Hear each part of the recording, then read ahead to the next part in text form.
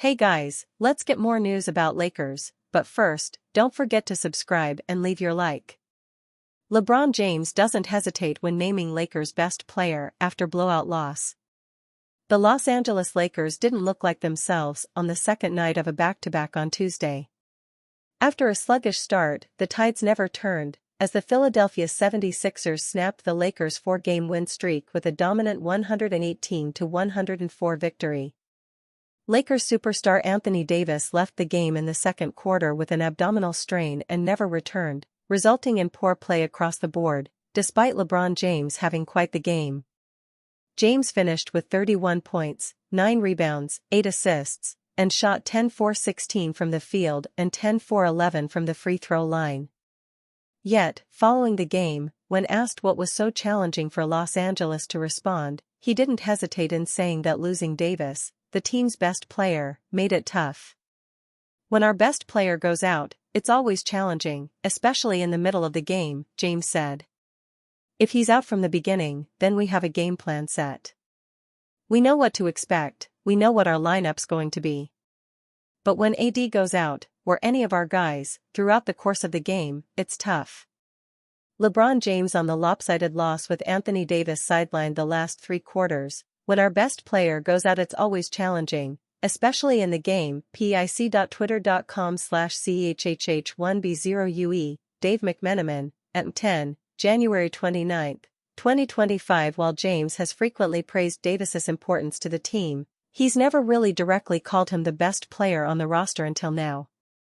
This season, the Lakers have leaned heavily on the former Kentucky star, and with a 26-19 record, they'll look to get back on track against the Washington Wizards on Thursday.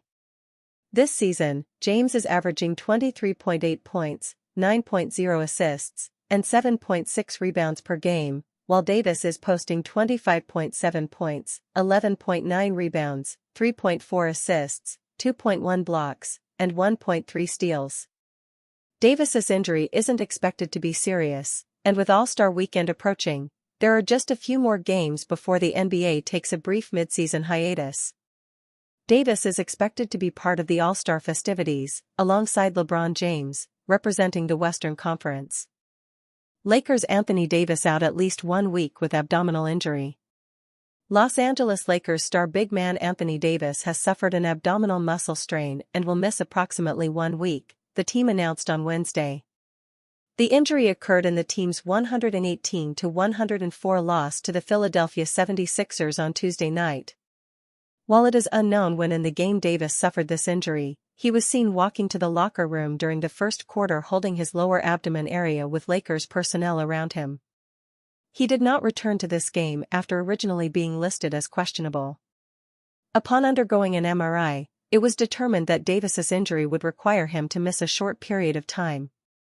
With the Lakers in the midst of a 6-game road trip, Davis will return to Los Angeles to receive treatment before being re-evaluated in 1 week. Davis has been the Lakers' top-scoring option this season, as he has averaged 25.7 points, 11.9 rebounds, and 2.1 blocks per game this season while shooting 52.8% from the floor.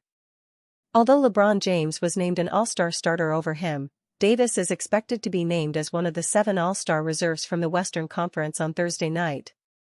This has arguably been Davis's best season since joining the Lakers ahead of the 2019-20 season. Aside from leading the team in scoring, the MVP-caliber big man has been durable, playing in 42 of the team's 45 total games to this point. With Davis now set to miss at least Los Angeles's next 3 games, it will be Jackson Hayes who will need to step up in the frontcourt. In 3 games without Davis on the court this season, Hayes has averaged 6.0 points and 8.3 rebounds per game. The Lakers are extremely thin in the frontcourt, which is why Davis's absence is a concern. Leading up to the February 6 NBA trade deadline, Los Angeles has been in the market for another big man who could play alongside the 9-time All-Star and take pressure off him. Nikola Vucevic and Jonas Valanciunas are 2 veteran centers that have been linked to the Lakers in recent weeks. Indiana Pacers center Myles Turner is another player that has suddenly emerged as a prime trade candidate for LA, as the Lakers have held internal conversations about leveraging assets for Turner, league sources told Clutch Points.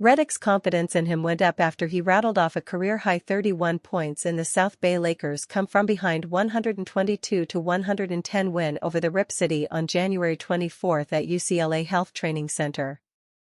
Bronny shot 10 of 22 from the field, including 5 of 11 three-pointers. He added 3 assists against only 1 turnover, 2 rebounds, and 2 steals in 35 minutes. His poster dunk late in the third quarter tied the game at 80, which fueled South Bay's 9-4 run to close the quarter. Bronny scored 25 in the second half to lead South Bay, which trailed by 9 points in the first half. It was Bronny's first G League game since December 21 and easily the best game of his young career. But as Redick painfully learned, Bronny wasn't ready yet to compete at the NBA level, let alone against Maxey, an all-star. Lakers superstar Anthony Davis to miss at least 1 week due to injury. Los Angeles Lakers superstar Anthony Davis will miss at least a week's worth of games with an injury he suffered against the Philadelphia 76ers, the team announced on Wednesday. Davis left Tuesday night's loss to Philly early with what the Lakers are calling an abdominal muscle strain. His absence was felt immediately as LeBron James and company were run off the floor by the Sixers after Davis was sidelined, ultimately losing 118-104. Lakers forward Anthony Davis underwent an MRI today that confirmed an abdominal muscle strain, the statement read. The injury occurred in the first quarter of Tuesday night's game at Philadelphia. Davis will return to Los Angeles today and be re-evaluated in approximately 1 week. It is a significant blow for Los Angeles. Davis has been the best player on the floor for much of this season, averaging 25.7 points and 11.9 rebounds to pair with 2.1 blocks per game. He's in the running for Defensive Player of the Year, and the case can be made this may be his best all-around season as a professional. This will represent the first significant stretch of time Davis will miss this season due to injury. The Lakers will have to make do without him for at least the next 3 games. The first comes on Thursday against the Washington Wizards. Lakers trade target: is Myles Turner actually available? For years, the Indiana Pacers have flirted with the idea of trading Myles Turner. An NBA season just isn't complete until reports surface about Turner's future in Indiana being very much in question. Well, with his impending free agency this summer and growing doubt that he could be re-signed at a palatable number for Indiana, league sources the Pacers and the Los Angeles Lakers have begun their seemingly annual tradition of negotiating a Turner deal. According to sources with knowledge of the situation, the Lakers have held extensive conversations about Turner internally and are weighing whether it makes sense to put both the first-rounders they can move this trade deadline on the table for him. One real question for Los Angeles is whether Turner would re-sign this summer at a number they're comfortable with. If the answer to that question is yes, then maybe, just maybe, this is the year Rob Pelinka trades for him. Mere days ago, names like Jonas Valanciunas or Nikola Vucevic were more the Lakers' focus, but, with the Chicago Bulls demanding a first-rounder for Vucevic and Washington asking for a protected first for Valanciunas, the Lakers have shifted their attention, sources say. So, let's figure out how Turner would fit as a Laker, what he will cost, and how likely any of this might be. The pros. With Anthony Davis wanting to play less center, it makes sense for the Lakers to try to find one who can flourish both on his own and alongside Davis. Turner is currently shooting 39.3% from 3 on more than 5 attempts per game, which would allow enough space to play both centers. If Rui Hachimura is included in a deal, that spacing would also allow room for, say, Jared Vanderbilt's poor shooting. Turner is also a fantastic defender, more than capable of anchoring lineups as the lone rim protector. The Lakers are an abysmal defensive team when Davis is off the court. As much as Davis would like Rob Pelinka to land Turner and move him to power forward more often, Turner's biggest impact might actually take place during those minutes when Davis heads to the bench, which are now currently filled by the likes of Jackson Hayes, Christian Coloco, or smaller lineups. When the Lakers match up with some of the bigger centers in the league, he and Davis can essentially wall off the paint for teams. Both Turner and Davis are mobile enough, also, to handle playing as the power forward in the minutes they're both out there, which would stop either from getting picked on as, say, Nikola Vucevic or Jonas Valanciunas would. Davis and Turner could take turns guarding Nikola Jokic with the other in help situations should the teams face each other in the postseason. That was simply not a viable look the Lakers could throw at the three-time MVP in their previous two playoff matchups. If the Lakers are serious about living up to Davis's demands, Turner is about as good as they could realistically do, both in terms of talent and fit. In terms of basketball fit right now, there aren't many cons. If Turner's shooting this year cools upon arriving in Los Angeles, then the fit with Davis could get clunky, but even then, they could be so suffocating defensively that spacing as a concern could be mitigated. In this case, the downside to trading for Turner is almost entirely financial. As mentioned earlier, he is due to become a free agent this year, so the Lakers would obviously like to avoid any scenario where they send out multiple firsts for only a couple of months of his services. Even if he does re-sign, the Lakers would then have Davis on the books next year for $54.1 million, and Turner also making around $30 million. $84+ million for a pair of centers is pretty steep under any circumstance, but on top of LeBron James' player option worth $52.6 million, that's almost the Lakers' entire cap devoted to three players who arguably prefer to play the same position.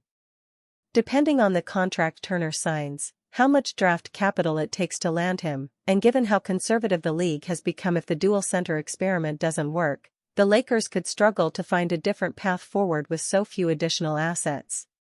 This is the riskiest path forward for an organization still reeling from the last time they took a swing like this to acquire Russell Westbrook. The cost. One way or another, the Lakers would have to move both their first-rounders to bring in Turner. If the teams want to keep it as simple as possible, then Hachimura, Jalen Hood-Schifino, and those two picks could go to Indiana with Turner going to LA. This feels unlikely though, as it would be a hard right turn into a rebuild while the Pacers sit fifth in the Eastern Conference. Another option would be to involve the Portland Trail Blazers as a third team, with Robert Williams III going to Indiana, Hachimura, and the lesser pick the Lakers offer going to Portland. Regardless of the specifics, it's going to cost those two picks, Hachimura, because he's the only non-negative contract at the Lakers' disposal, and filler. The likelihood of a Myles Turner trade to Lakers. Last week, I put together a full list, complete with honorable mentions, and didn't mention Turner. Some smoke was swirling around that situation, but, frankly, I just didn't believe he was actually available. In the days since the noise has only grown, so here we sit. From the Lakers' standpoint, if Vucevic, Valanciunas, and the like are going to cost first-round draft capital, they're more interested in a player who they feel is worth that price. In complete honesty, it's hard to believe Turner is actually available. Indiana has become Lucy from the Peanuts gang, with Turner being the football. They're coming off a trip to the Eastern Conference Finals just last year, and Turner was a huge part of that run. Trading the starting center a couple of months from another playoff run just doesn't make a whole lot of sense. All that said, Indiana is a small market and will start making some tough decisions with a roster that might have topped out at last year's playoff run. If they can turn Turner, who they might lose for nothing this summer, into at least one first-rounder and his replacement, then maybe they consider that path worthwhile. The biggest factors at play are the Lakers' openness to move their first-rounders, Turner's expectations for a contract this summer, and Indiana actually following through after years of will they, won't they trade negotiations with teams for Turner. Clutch Points NBA insider Brett Siegel also contributed to this post. Anthony Irwin is Clutch Point's senior Lakers insider and has covered the team at outlets such as Locked On Lakers, Silver Screen and Roll, and Forum Blue and Gold. He currently podcasts about the team on the Lakers Lounge and the NBA in general on Basketball Passport. And you fan? What do you think of the situation of Myles Turner? Leave your opinion in the comments.